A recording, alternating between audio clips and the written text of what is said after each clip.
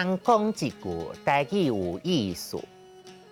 大讲一句的观众朋友，大家好，我是陈主任。咱今仔日要讲的词就是恋爱，恋爱。虽然主任呢要小解恋爱这个词，不过大家也是爱注意，学生袂使谈恋爱，无无着的看得就是袂使啦。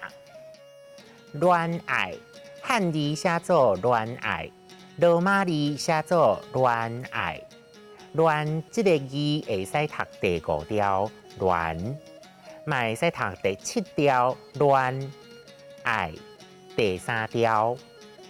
甲恋爱相关的词真多，追求的过程会当讲拍，像咱常听到的拍七啦、拍，阁有亏，有只查某囡仔豆腐，甲人喜人的意思。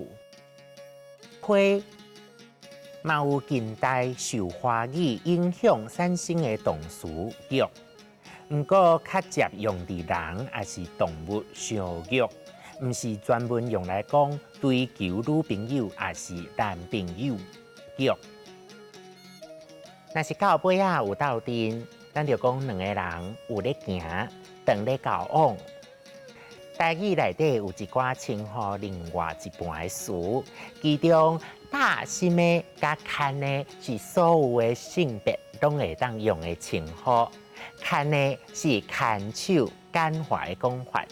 牵手这个词是为平埔族的文化来的，因为先生太太拢称呼对方是牵手。七敢若用来称呼交往两人内面的心理女性。再来是推敢若称呼交往两人内面的心理男性。七甲推有较粗淡薄若毋是真密切的朋友，我是建议唔通用。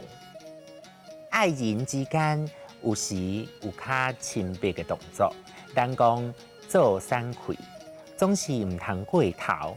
若是乌白骹来手来，就互人讲是咧起高山。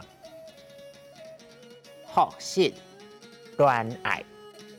拍、亏、育、大心的、牵的、七仔、甲来死、推做三气、起高山。